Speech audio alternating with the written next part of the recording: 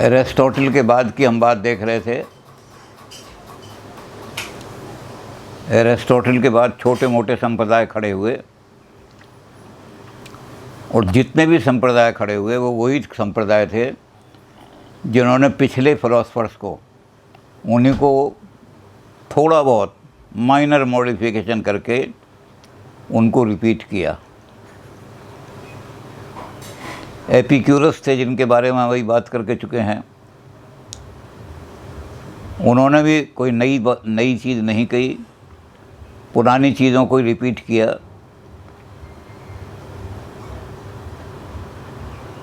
अब जो स्टोइक्स हैं, स्टोइक्स का संप्रदाय तो बहुत लंबा चौड़ा, एपिक्यूरियंस से ज़्यादा लंबा चौड़ा हुआ। एक ज़ेनो नाम के आदमी थे, ये वो ज़ेनो नहीं थे जो परमेनाइडस के शिष्य थे। उन्होंने तो मोशन को बिल्कुल ही कह दिया था कि रीज़न ही, तर्क के द्वारा मोशन को एक्सप्लेन नहीं कर सकते। हमारी आँखें जो हैं वो हिलती जुलती रहती हैं, हमारा मन बड़ा चंचल है, इसलिए हमें चीज़ें हिलती हुई दिखाई देती हैं। दुनिया में मोशन नहीं है, परमानेंट है, स्थिर है सारी। तो वो जीनो ये जीनो नहीं है, ये जीनो और हैं। इन्होंने जो अपनी प्रेरणा ली है ज़्यादा, दो आदमी, एक आदमी से बहुत ज़्यादा प्रेरित हैं, वो हैं सोक्रेटिस।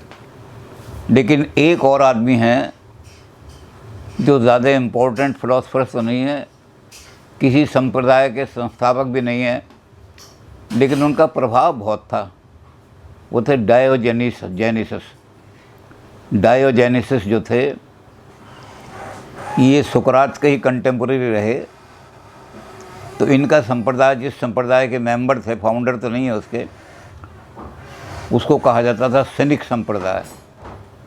अब हिंदी में जिन्होंने अनुवाद किए हैं एक दो किताबों में, किसी ने साइनिक लिखा है उनको, किसी ने सिनिक लिखा है, CYNICS। तो इसको बहुत सारे लोगों ने तो लिखा है सिनिक्स, और कुछ लोगों ने लिखा है साइनिक्स। तो खैर कोई भी, हम तो सिनिक मान रहे हैं इनको, कि सिनिक संप्रदाय था। ये उसके बहुत बड़े मेंबर थे उस संप्रदाय के, डायोजेनेसिस। ये भी सुकरात की तरह से घूम घूम करके प्रचार किया करते थे।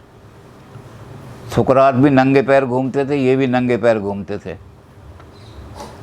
ये मोरलिटी का प्रचार किया करते थे सारे में, और अपने आप को बड़े सरल, कई बार तो मैले कपड़ों में घूमते रहते थे, क्योंकि वो कहते थे कि मोरलिटी ज़्यादा इम्पोर्टेंट है, कपड़े इम्पोर्टेंट नहीं हैं। तो इन्होंने अपना नाम रख लिया था डॉग। डॉग का मतलब है जो गलियों में घूमता रहता है। तो ये गलियों में घूम घूम करके नैतिकता का प्रचार किया करते थे, इसलिए लोग इनको भी वाइज मैन ही कहते थे। दो आदमी जब सोफिस्टों से पूछा कि कौन आदमी यहाँ पर हमारे देश में, कौन आदमी सबसे ज़्यादा वाइज हैं, तो उन्होंने कहा वाइजेस्ट मैन तो सोक्रेटिस है, और अनदर वाइज मैन इज़ डायोजेनेसिस। तो ये बहुत इम्पोर्टेंट थे सिनिक्स। तो इन्होंने, स्टोइक्स ने सिनिक्स से भी बहुत ज़्यादा प्रभाव लिया है, सुकरात से भी।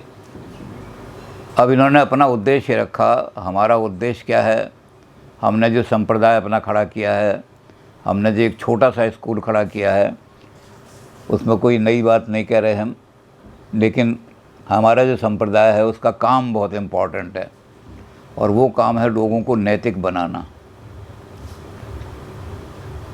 नॉलेज से भी ज़्यादा ज़रूरी नैतिक बनाना है। तो इसको लेकर के इन्होंने सारा काम अपना शुरू किया। इन्होंने भी हमारे जो पहले हमारे थे उनके समान ही इन्होंने क्या किया कि हम भी तीन चीज़ों पर ही विचार करेंगे, लॉजिक पर, फिज़िक्स पर और एथिक्स पर। सबसे पहले उन्होंने लॉजिक को लिया उन्होंने कहा लॉजिक जो है, जो एरिस्टोटल ने बनाई है, बड़ी कंप्लीट लॉजिक है। उस कंप्लीट लॉजिक में तो कोई मॉडिफिकेशन ज़रूरी भी नहीं है और संभव भी नहीं है। लेकिन उसमें एक कमी रह गई है कि उस लॉजिक की थ्योरी, नॉलेज आती कहाँ से है। ये जो परफेक्ट नॉलेज उन्होंने बनाई, नॉलेज का सोर्स एरिस्टोटल ने नहीं दिया। तो उसने कहा हम इसमें नॉलेज का सोर्स जोड़ रहे हैं। और उन्होंने कहा कि सारी की सारी नॉलेज जो है, जितनी भी है, वो सेंस एक्सपीरियंस से आती है, माइंड में नहीं होता कुछ भी। सेंसेस हमारे सामने जो हैं, सामग्री इकट्ठी करते हैं दुनिया की। आँख अपनी सामग्री इकट्ठी करती है, कान अपनी सामग्री इकट्ठी करते हैं। ये सामग्री इकट्ठी करके माइंड को रेफ़र कर दी जाती है और इसके इम्प्रेशन माइंड में पड़ जाते हैं। ये जो इम्प्रेशन है, यही माइंड में आइडिया कहलाते हैं। आइडिया का कोई अलग जगत नहीं है जैसे प्लेटो ने बनाया। तो माइंड हमारा क्या है? माइंड हमारा कोरी स्लेट। इसके लिए उन्होंने जो शब्द इस्तेमाल किया वो है टेबुला रासा। यही टेबुला रासा फिर लॉक ने इस्तेमाल किया। सारी शिक्षा नीति इसी पर खड़ी है लॉक की कि माइंड टेबुला रासा है। माइंड के पास कोई विचार अपने नहीं होते। सारी हमारी इंद्रियां मटेरियल लेकर के माइंड को देती हैं और माइंड उनके आधार पर अपने कुछ आइडियाज़ बनाता है। तो इन्होंने सोर्स जो है नॉलेज का उसमें और ऐड कर दिया। हालांकि लोग ये कहते हैं कि एरिस्टोटल का जो लॉजिक है वो इतना परफेक्ट है, इन्होंने खुद भी माना है। तो सोर्स ऑफ नॉलेज उसमें घुसाया जाए या ना घुसाया जाए, उस लॉजिक पर कोई अंतर नहीं पड़ता। पर स्टोइक्स ने कहा कि नहीं, हमें सोर्स ऑफ नॉलेज भी देना चाहिए कि ये नॉलेज कहाँ से आती है। और उन्होंने इस नॉलेज का सारा सोर्स अपने सेंसेस में रख दिया। अगर आदमी के सेंसेस से कोई चीज़ ना मिले तो माइंड में कोई आइडिया नहीं बन सकता उसका।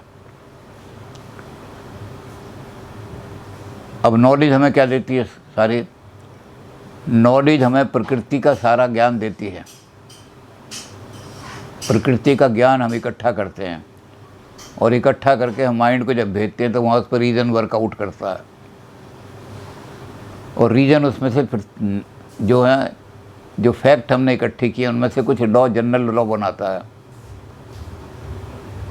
तो लॉज ऑफ नेचर जो हैं उनके ऊपर सारी हमारा जितना भी ये ज्ञान है वो लॉज ऑफ नेचर पे खड़ा हुआ है।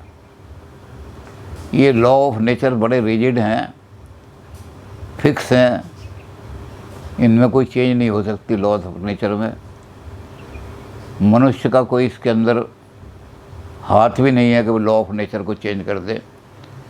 मनुष्य का एक ही काम है कि लॉ ऑफ नेचर के हिसाब से ज़िंदगी बसर, तभी उसकी एथिकल ज़िंदगी होगी। वो लॉ ऑफ नेचर को समझे और लॉ ऑफ नेचर के हिसाब से अपनी ज़िंदगी को ढाले।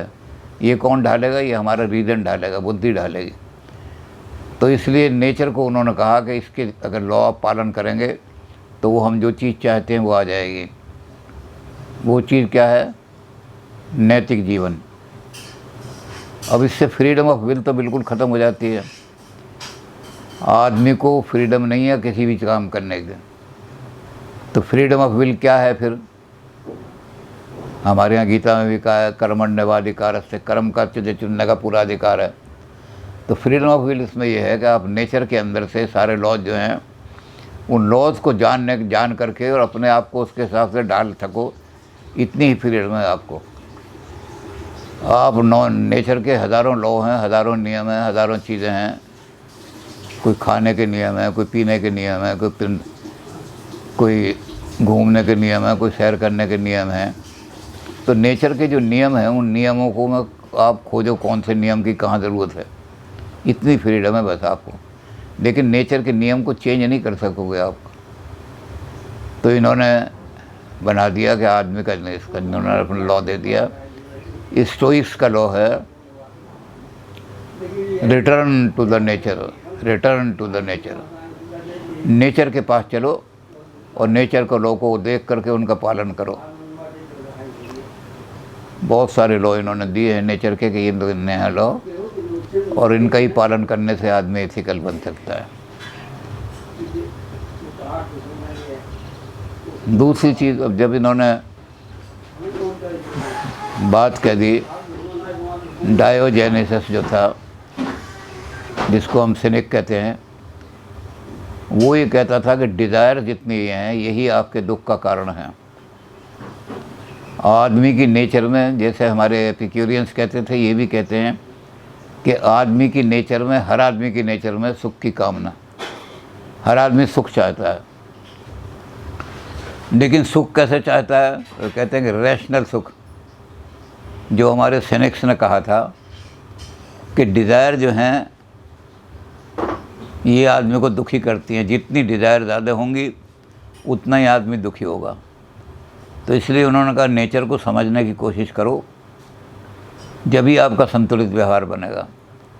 तो इन्होंने फिज़िक्स पर भी विचार किया, और फिज़िक्स पर विचार करते करते इन्होंने सबसे बड़ी बात ये कही कि कोई भी चीज़ जो इनकॉर्पोरियल है, जिसकी बॉडी नहीं है,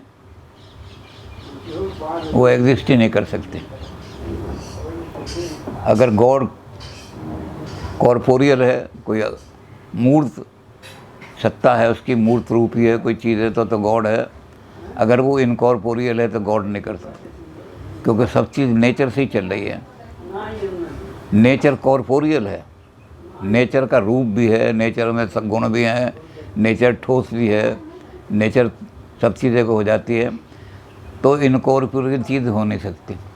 इसी तरह से जो हमारी आत्मा है, ये भी इनकॉर्पोरियल नहीं हो सकती, ये भी कॉर्पोरियल है। उसके लिए सबसे बड़ा उन्होंने जो बात कही, कहा कि इनकॉर्पोरियल कॉर्पोरियल को मूव नहीं कर सकता।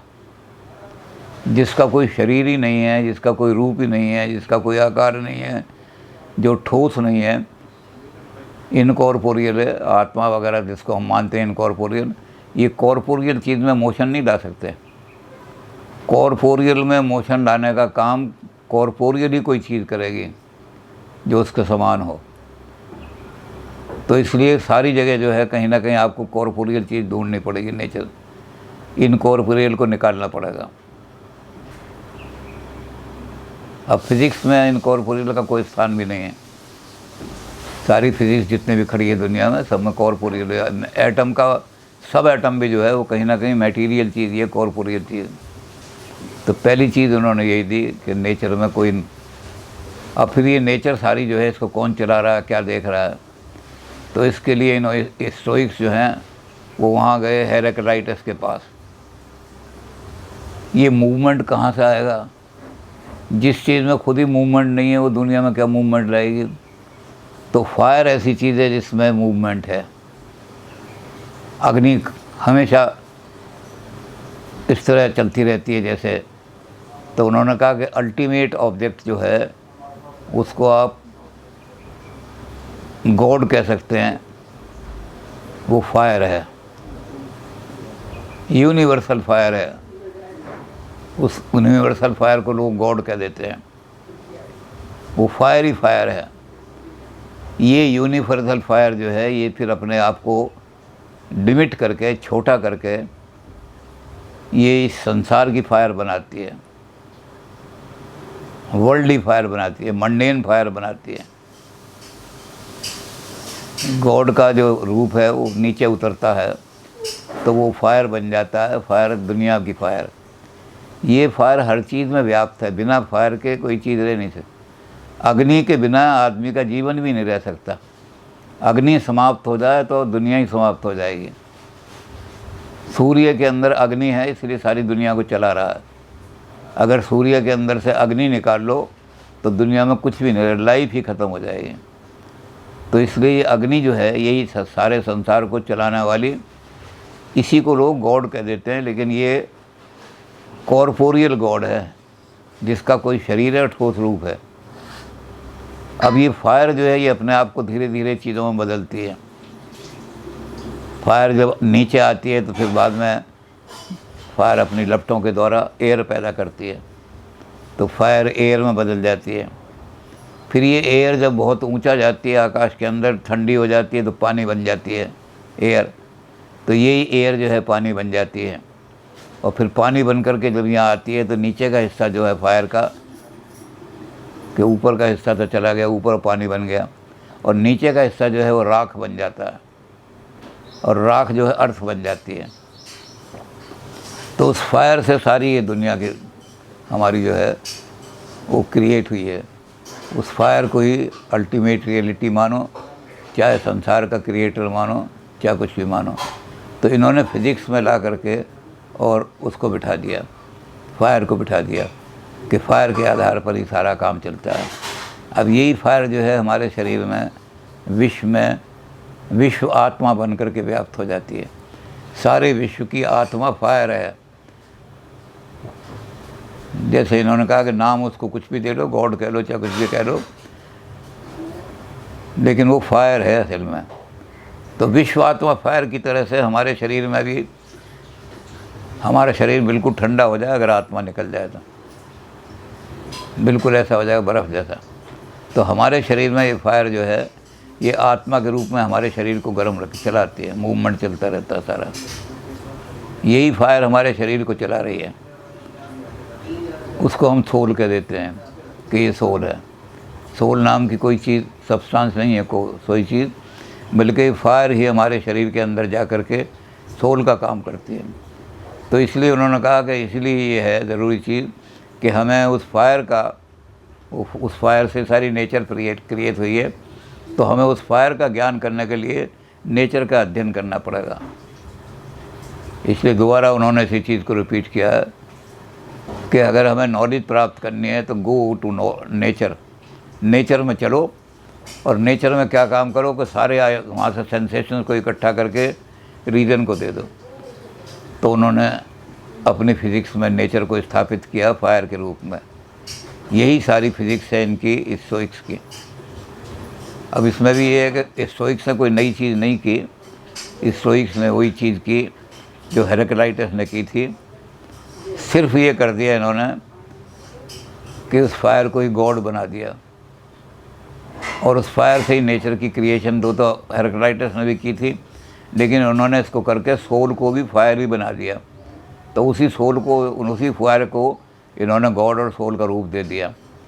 और उसके बाद फिर ये कह दिया, जैसा कि पहले कहा था उन्होंने जब लॉजिक में बात कर रहे थे, तो यहाँ भी उन्होंने कह दिया कि अगर आपने ज्ञान प्राप्त करना है और सब कुछ रहना है तो आपके रीज़न में कुछ नहीं है।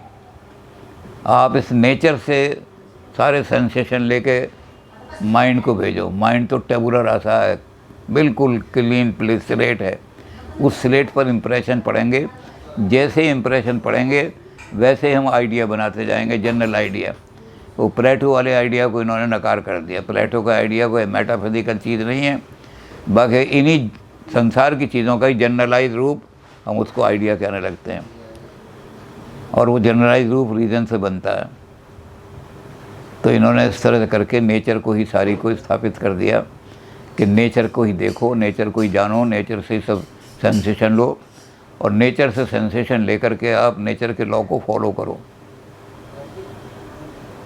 ये भी अम्मा भी कहा कि फ्रीडम नहीं है आदमी को, नेचर के लॉ को चेंज नहीं कर सकता आदमी।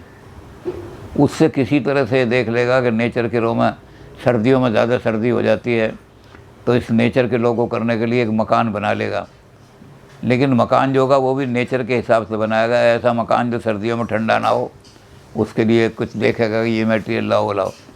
तो आपको हर चीज़ में जब भी आप करोगे नेचर का ही कोई लॉ फॉलो करना पड़ेगा। इसलिए बार बार ये कहते हैं come to nature, come to nature, nature की तरफ आओ, नेचर की तरफ आओ। तो ये इन्होंने मेटाफिजिक्स की बजाय फिज़िक्स में सारी चीज़ खड़ी कर दी।